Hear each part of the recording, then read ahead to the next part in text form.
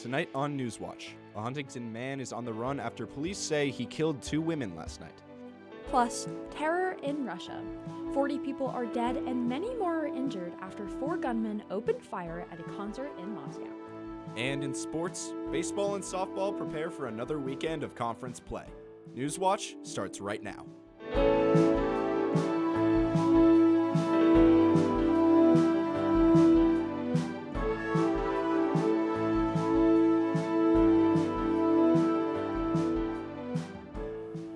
A man is on the run tonight after police say he shot and killed 2 women. Good evening, I'm Alex Imwali.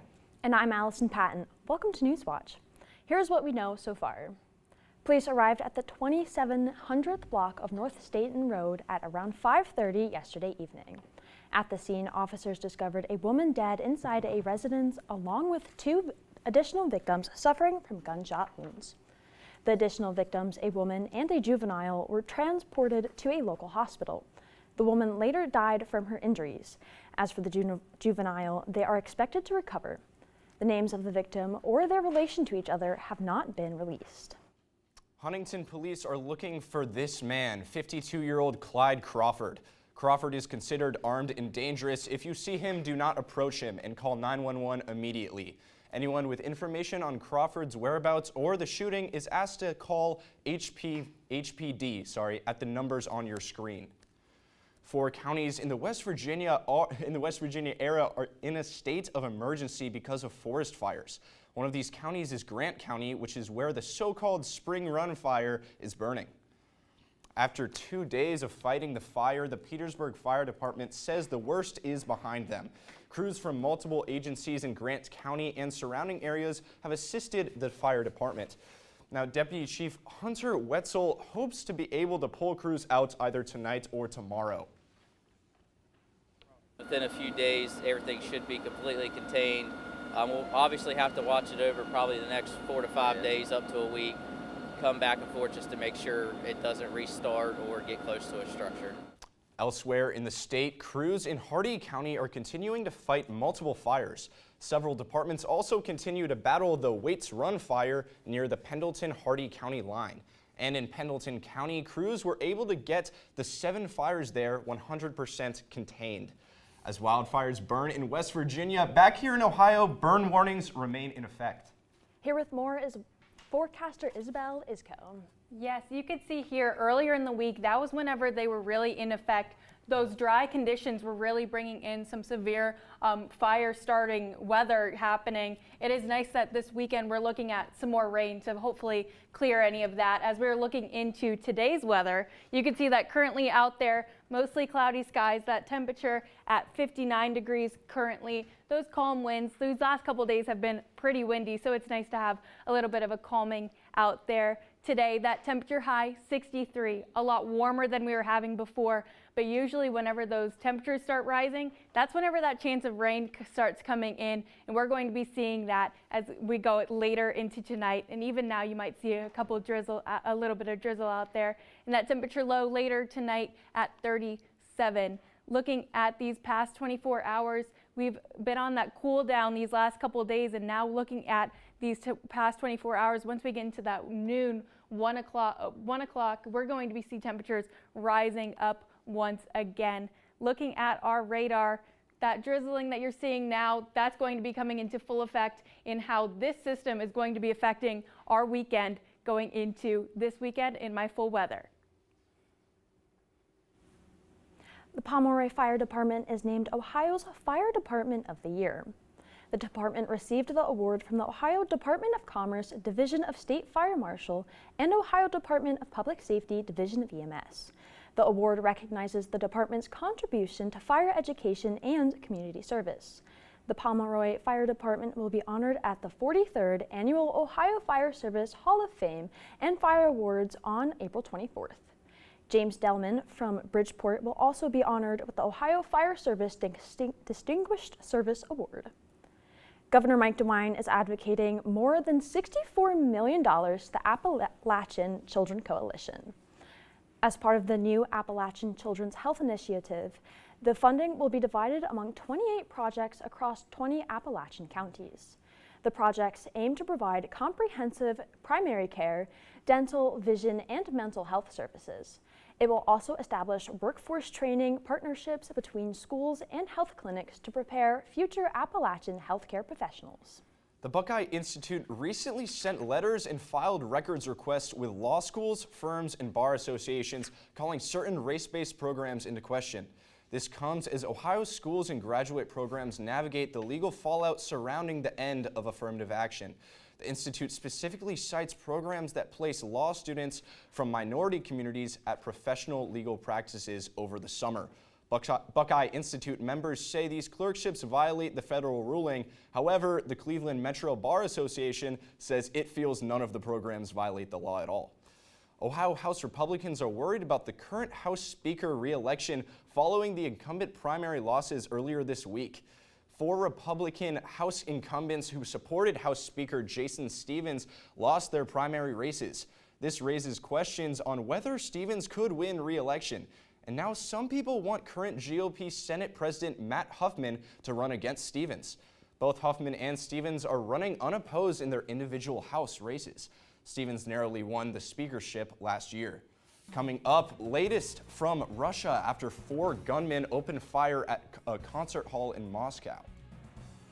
And 5 hours and counting, Congress is in a race against the clock to avoid a government shutdown. And for weather, how we're going to be seeing some more spring-like action out there and how it's going to be getting not below freezing anymore, back on Newswatch. Once the highest paid actress in America. Goodness, what beautiful diamonds. Goodness had nothing to do with it, dearie. Meet writer-producer seductress Mae West. She was a girl who lost her reputation. Bad girl. You'll find out. And never missed it. I'm no angel. The glamour of 1930s Hollywood depended a lot on Mae West. Come up and see me sometime. Come here and see Mae West, Dirty Blonde. Are you in town for good? I expect to be here, but not for good. On American Masters. Tonight at 9 on WOUB. Can you imagine getting to be the soloist in the world premiere performance of your own piano concerto with the Boston Symphony Orchestra?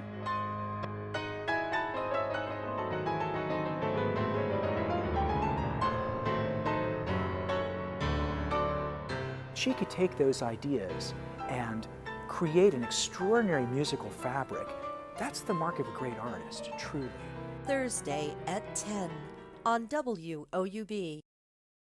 There was only 2 type of jobs for black women, and I had no desire to be either one. Growing up in the 50s, you could be a nurse, you could be a teacher, you could be a housewife. But those seemed to be sort of limits of women. I would be in a room with all men, and I got used to it. After a while, it doesn't matter. It's pretty hard to carry your case unless you're pretty outspoken and pretty stubborn. I never, ever thought that someday I would be in Congress. No one in our family had ever gone to college or finished high school. Girls just weren't seen as legacies. So at the end of the day, when he looked around, there was nobody left but me. My husband's comment to me was, good grief, you're spending every day down there anyway. Why don't you run for mayor? It had nothing to do with being a woman. It was, I knew I could do the job. Thursday at 9.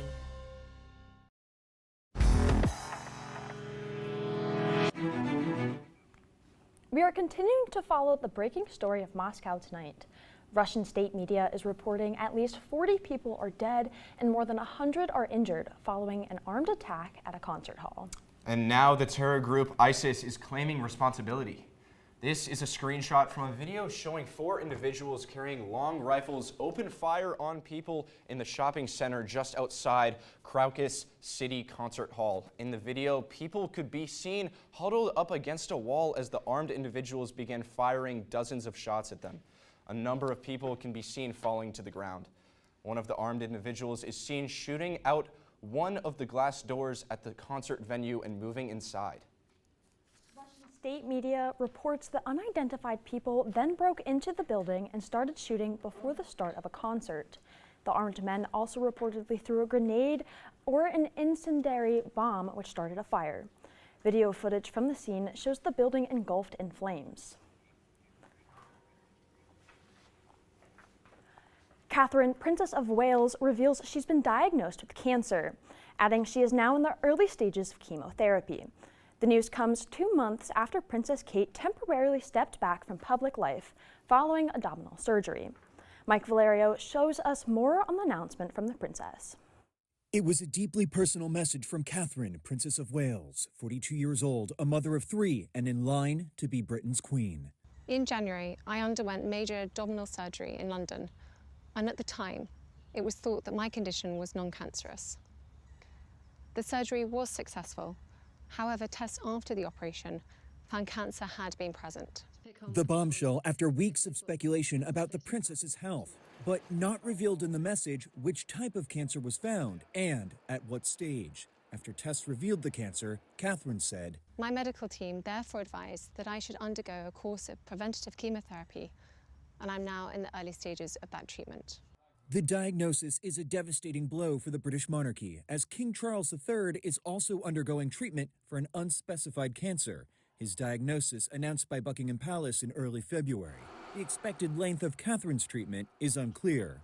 Not only would it depend on the particular type of cancer discovered, it would also likely depend on the extent of spread.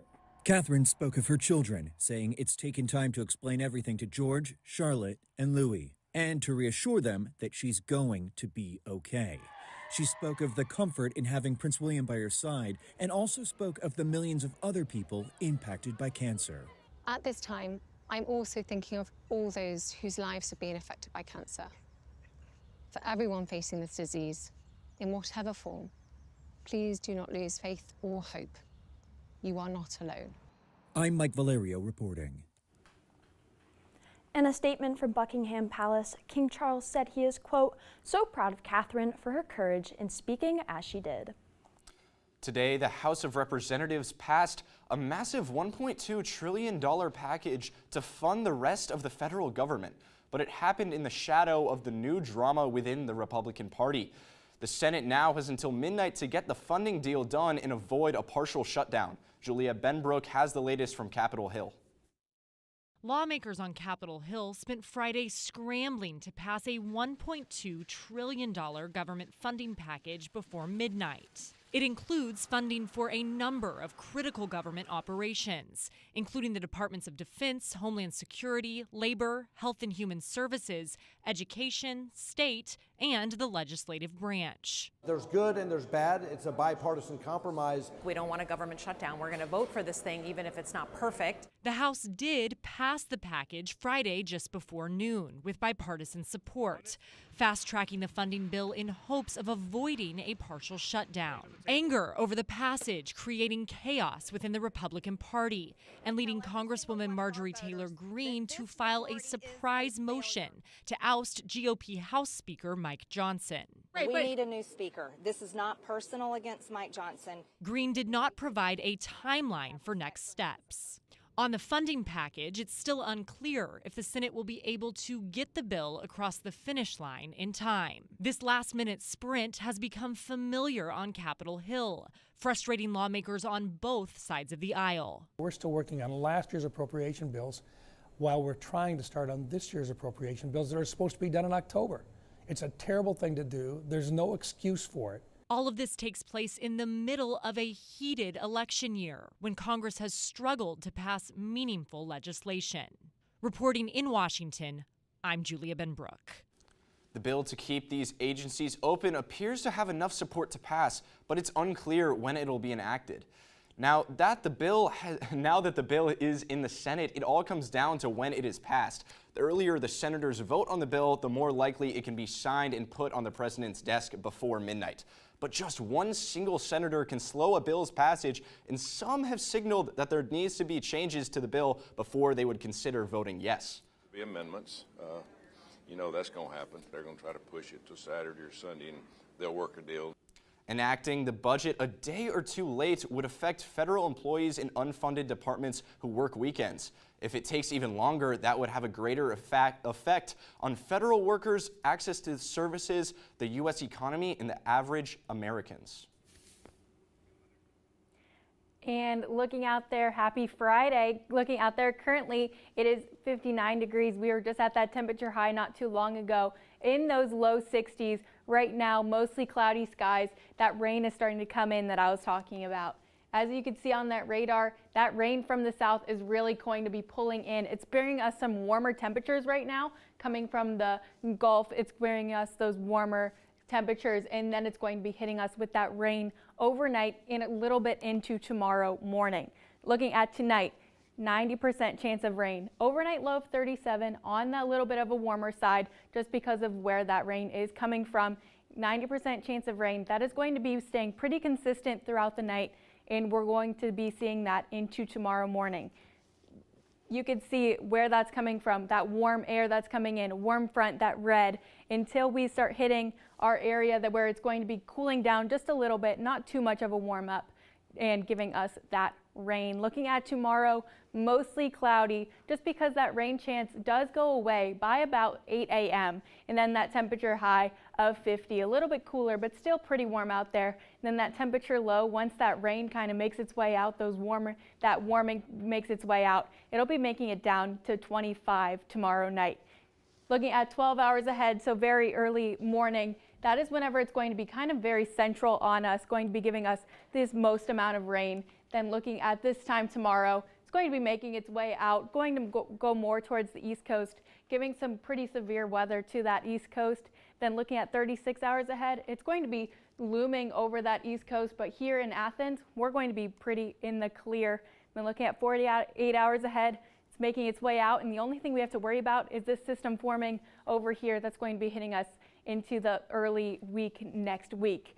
But looking at that also on Wednesday, going to be seeing a little bit of a warm up going into this week. Looking at that 7-day outlook, you're going to be seeing those mostly cloudy skies tomorrow, a little bit of rain in that AM. But then once we're looking at Sunday, that's whenever we're going to get sunny again. That high pressure is making its way back in. And then Monday, that's whenever we're going to see the full effect of that warm up before that rain comes in.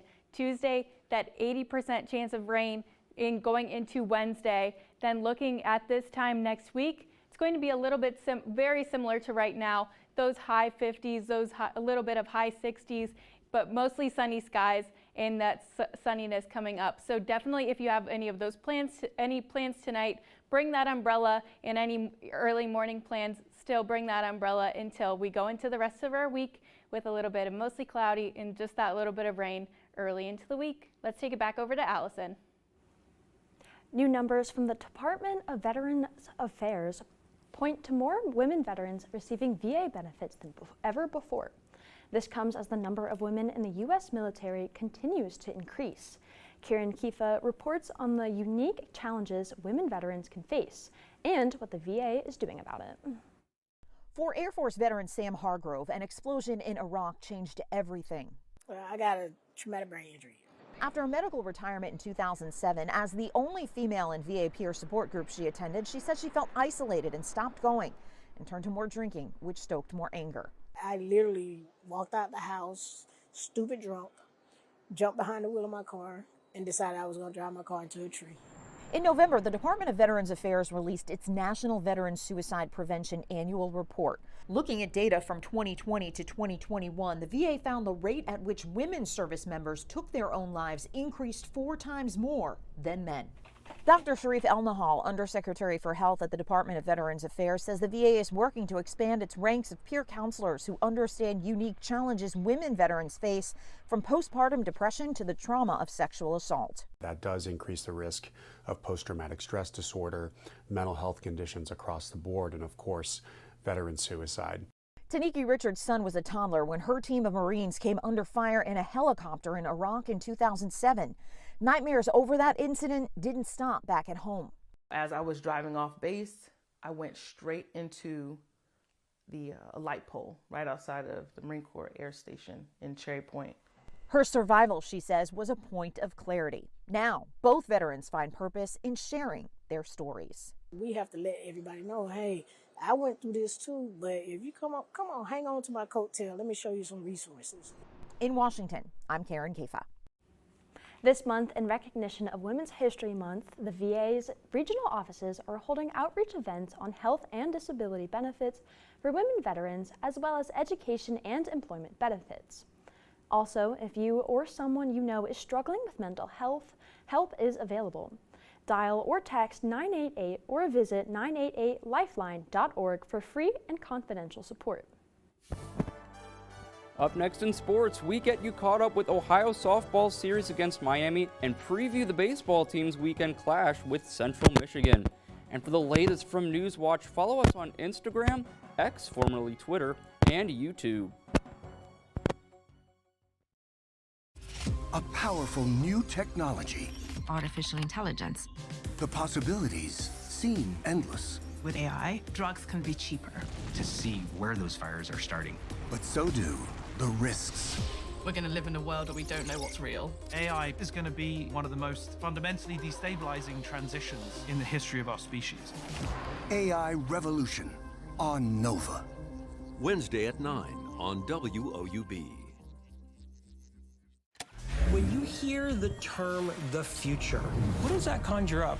What we do and the things we create over the next few decades will shape all minds going forward for the rest of time. I set out in search of people who are building better futures. Civilization is precious. Life is precious. Hundreds of years from now, they're going to look back on our generation as the most pivotal in human history.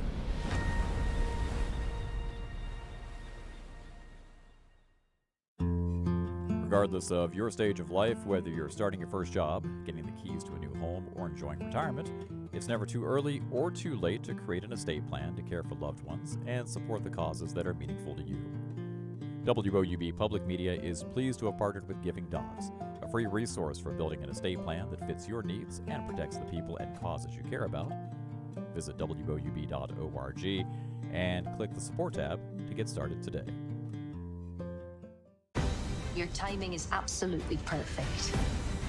Okay, my heart's beating through my chest. It's a fresh start for all of us. When mothers come to us, they bring everything they are with them. It's what I love doing. Now is our chance to be big. Do you think you can do it? Watch me. This is probably crazy. If I could be with anyone in the world, it would be with you. Sunday on WOUB.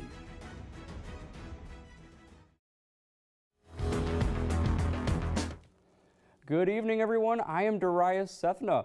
We start with the Ohio softball team as they are currently in the middle of their 3-game road series with the #1 team in the conference, Miami.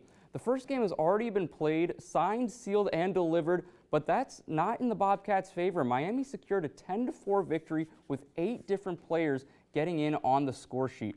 Ohio did have a 4-1 lead heading into the bottom of the 3rd inning, but Miami's Holly Blaska and Kate Kobayashi each tallied 2 runs as the Red Hawks climbed out of the early deficit.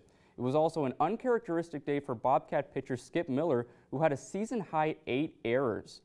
The second match is currently in the 3rd inning with Miami leading 12-5. The Battle of the Bricks concludes tomorrow afternoon from Oxford with first pitch scheduled for 1 o'clock. And it's that time to get your peanuts and Cracker Jacks ready as Ohio baseball returns to Athens for another conference clash.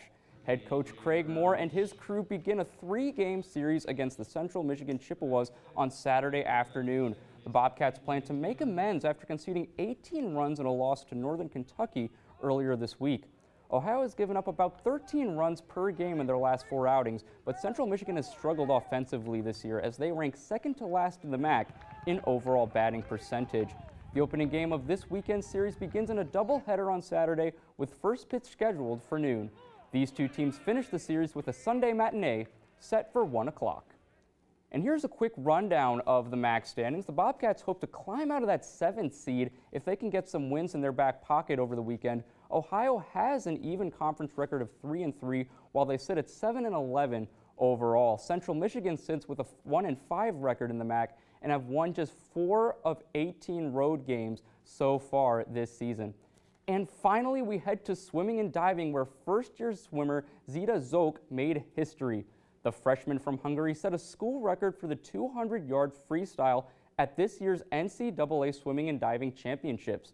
Zok clocked in with a time of 1 minute and 45 seconds, breaking the record she had set at the Max Swimming and Diving Championships earlier this month by 9/10 of a second. Zoe continues her tournament action tomorrow with a 100-yard freestyle, another event in which she holds the school record. Prelims are scheduled for 10 o'clock tomorrow morning. I'm Darius Sethna in sports, and I'll toss it back to the desk. And thanks, Darius. Still ahead, how one iconic frog is influencing the name of a prehistoric discovery. But first, here's a look at what's coming up tonight on your public television station. I take a huge sense of pride in the fact that what I do feeds a hungry nation. It takes a lot of faith. I'm an independent pig farmer. 94% of us are gone. Puts the fight right in you.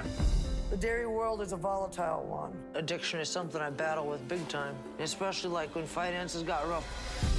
If we don't carry on their legacy, then what are we fighting for? Monday at 10 on WOUB.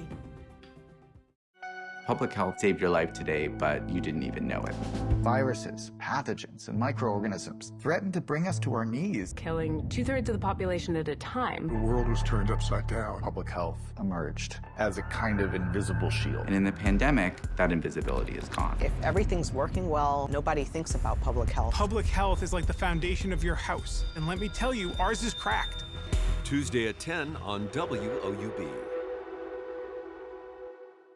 For more than 70 years, WOUB Public Media has been the place where people in our region turn to learn how stories of the past ignite the imagination of the future. It's where information, entertainment, and education work together to inform, enlighten, and inspire generations.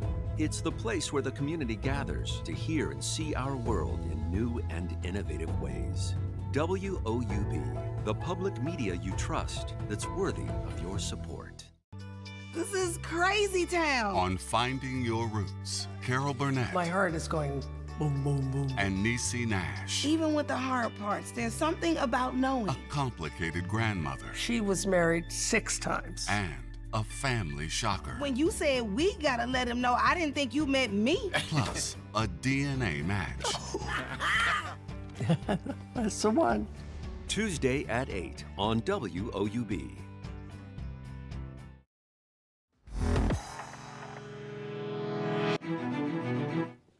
Finally tonight, a newly discovered prehistoric amphibian known as Kermitops gratis gets its name from an iconic froggy celebrity. Paleontologists at the Smithsonian Museum of Natural History named it after the Muppet Kermit for its big oval eye sockets and cartoonish grin.